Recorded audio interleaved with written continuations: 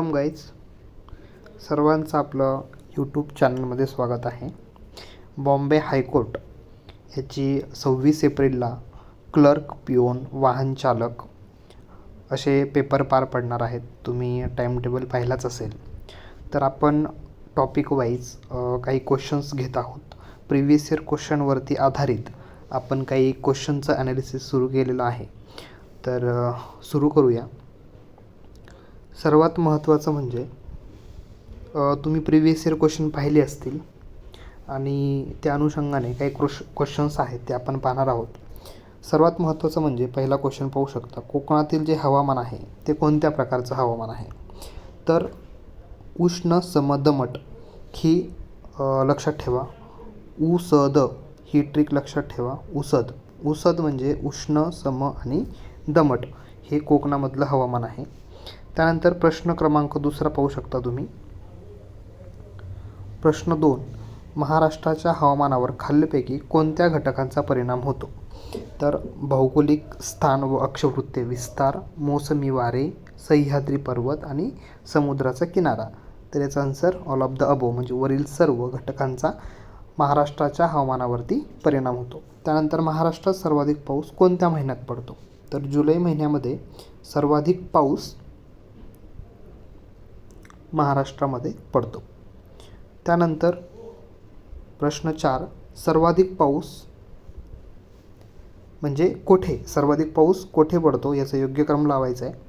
तर तुम्ही पाहू शकता, आपल्याला माहीत पाहिजे की सर्वाधिक पाऊस आंबोलीला पडतो, त्यानंतर महाबळेश्वर, त्याच्यानंतर गगनबावडा आणि त्याच्यानंतर माथेरान.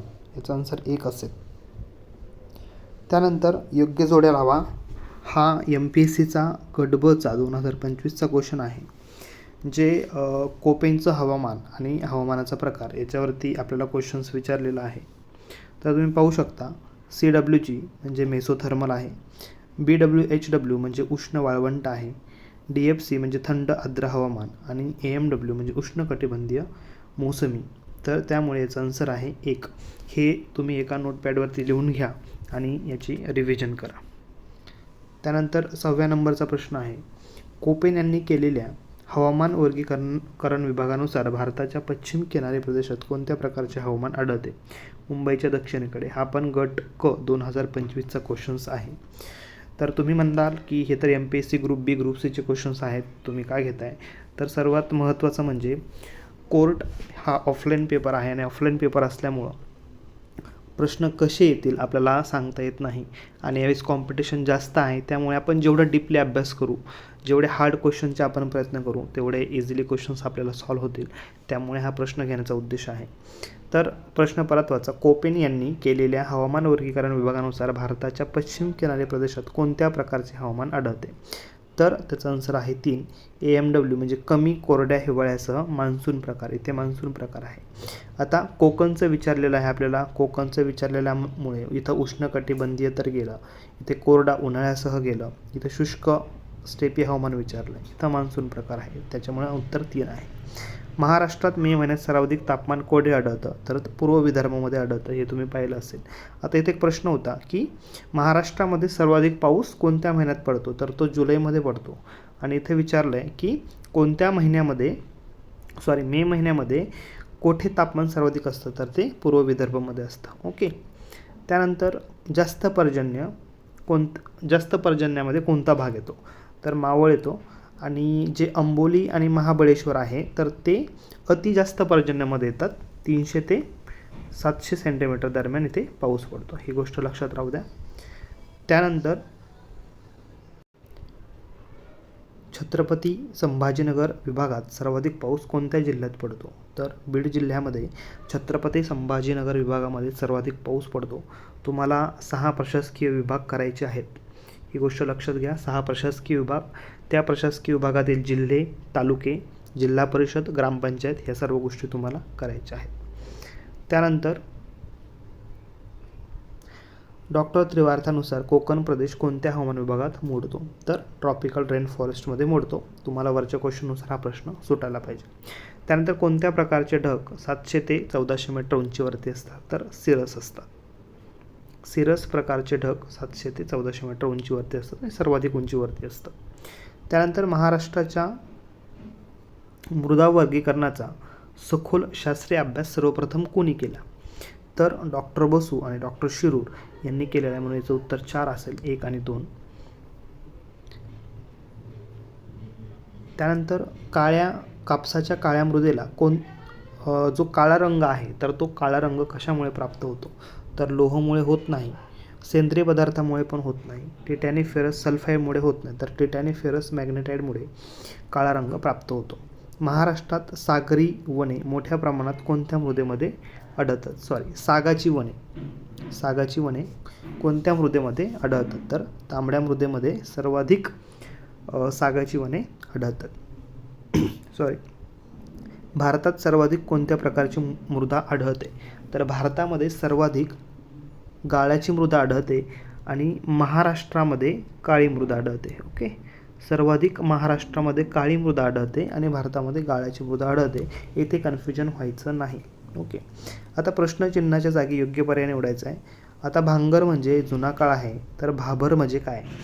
तर भांगर म्हणजे जुना काळ येतो आणि जर खादर इथं असतं, भांबरच्या ऐवजी जर खादर असतं तर नवीन काळ येतो, पण इथे भाभर आहे. भाभर म्हणजे दगड, गोटे आणि माती यांचं जे मिश्रण असतं त्याला आपण भाभर म्हणतो. आणि जे बारीक गाळ आहे तर ते तराईचा जो प्रकार आहे त्याच्यामध्ये तो बारीक गाळ येतो. त्याचा आन्सर 2 आहे. त्यानंतर बॉक्साईटचे साठे सर्वाधिक कोणत्या खडकात आढळतात? तर आपल्याला माहिती आहे बॉक्साईट हे सर्वाधिक कोकणमध्ये आहे. कोकणमध्ये सर्वाधिक बॉक्साईट आढळतं आणि कोकणामध्ये सर्वाधिक जांभा खडक आढळतो. ओके, जांभा खडक आढळतो. तर याचा आन्सर 1 असेल. सर्वाधिक तलाव सिंचन कोणत्या राज्यात आहे? तर सर्वाधिक तलाव सिंचन हे आंध्र प्रदेशमध्ये आहे. कोणते पीक पाणी संधारण साधण्यासाठी उपयुक्त आहे? पाणी संधारण म्हणजे वॉटर कन्झर्वेशन, तर याचा आन्सर चवळी आहे. खालीलपैकी सर्वाधिक क्षेत्र कोणत्या जिल्ह्यात आहेत?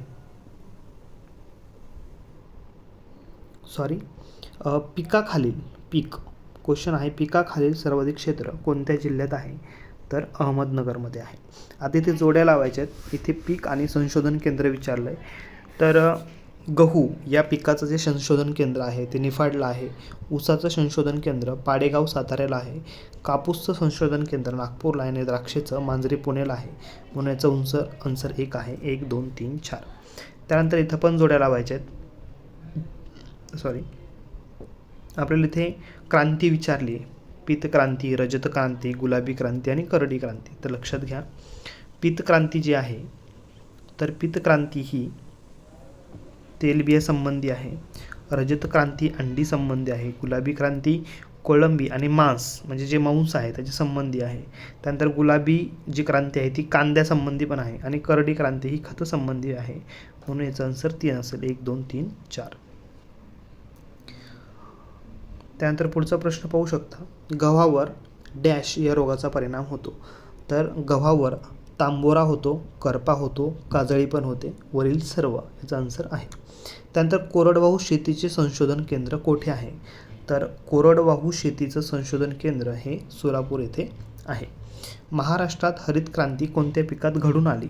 तर तुम्हाला माहिती आहे भारतामध्ये जी हरित क्रांती घडून आली, डॉक्टर स्वामीनाथन यांनी जी घडून आणली तर ती गहूवरती घडून आणली, परंतु महाराष्ट्रामध्ये ही ज्वारी या पिकावरती घडून आलेली आहे. महाराष्ट्र हरित क्रांतीचे जनक कोण आहेत? तर महाराष्ट्र हरित क्रांतीचे जनक हे वसंतराव नाईक आहेत. डॉक्टर बाळासाहेब सावंत कोकण कृषी विद्यापीठ हे कोठे आहे असं आपल्याला विचारलं आहे, तर याचा आन्सर आहे रत्नागिरी. रत्नागिरीला हे कृषी विद्यापीठ आहे कोकणमधलं. सेंद्रिय शेती उत्पादनात महाराष्ट्राचा कितवा क्रमांक लागतो? आता 2024-25च्या अर्थसंकल्पानुसार महाराष्ट्राचा दुसरा क्रमांक लागत होता, परंतु 2000 आत्ता जे केंद्रीय अर्थसंकल्प महाराष्ट्र जो बजेट आला आहे त्याच्यामध्ये 2026मध्ये आता सेंद्रिय शेती उत्पादनामध्ये शेती उत्पादनामध्ये महाराष्ट्राचा पहिला क्रमांक आहे. एकदा तुम्ही बजेट पाहून घ्या, त्याच्यामध्ये तुम्हाला कळेलच. आणि पहिला सेंद्रिय राज्य जर म्हटलं तर सिक्कीम आहे. ओके, पहिलं सेंद्रिय राज्य सिक्कीम आहे आणि पहिलं सेंद्रिय केंद्रशासित प्रदेश जे आहे तर ते लक्षद्वीप आहे. ओके. त्यानंतर इथे 18 नंबरचा क्वेश्चन आहे. पहिला सेंद्रिय केंद्रशासित प्रदेश जो आहे तर तो लक्षद्वीप आहे. आता इथं जोड्या लावायच्या देश आणि स्थलांतरित शेती. आता तुम्हाला माहिती आहे की भारताची झूम शेती आहे, म्हणजे बीचं 3 पाहिजे. बीचं 3 इथे आहे, इथे आहे, इथे आहे. 3 गेलं, 3मध्ये 4 आहे.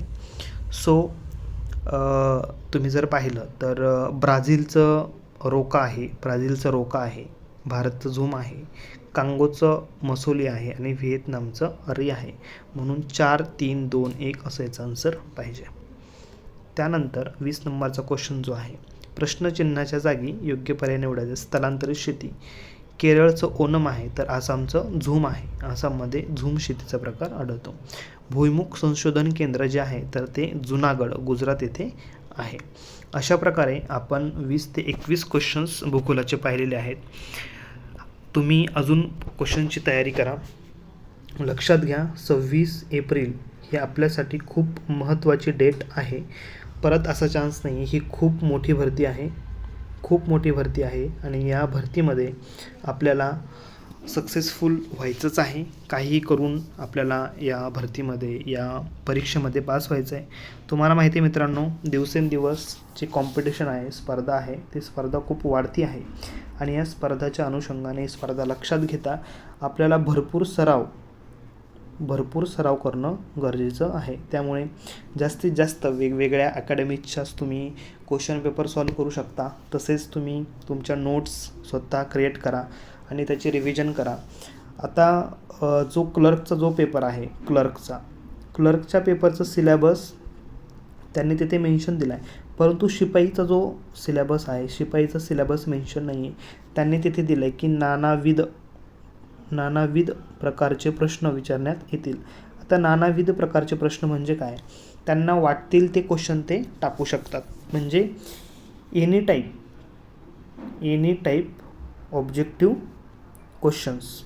म्हणजे तुम्हाला याच्यावरून कळलं आहे एनी टाईप ऑब्जेक्टिव्ह क्वेश्चन्स म्हणजे काय, की त्याच्यामध्ये तुम्हाला सायन्स पण विचारलं जाईल, त्याच्यामध्ये तुम्हाला करंट विचारलं जाईल, त्याच्यामध्ये तुम्हाला हिस्ट्री विचारलं जाईल. एन्शियंट हिस्ट्रीवरती जास्त फोकस असतो. त्यातले त्यात तुम्हाला महत्त्वाचे व्यक्ती विचारले जातील, महत्त्वाचे दिवस विचारले जातील. त्यामुळे ह्या गोष्टींची रिव्हिजन तुम्ही करा. मागचे पेपर पहा आणि त्या पेपर पॅटर्ननुसार तुम्ही तुमच्या अभ्यासाची स्ट्रॅटेजी ठरवा. अशाच प्रश्नांसाठी, अशाच नवीन व्हिडिओसाठी आपल्या यूट्यूब चॅनलला सबस्क्राईब करा, लाईक करा, शेअर करा. सर्वांना येणाऱ्या परीक्षेसाठी खूप खूप शुभेच्छा. धन्यवाद.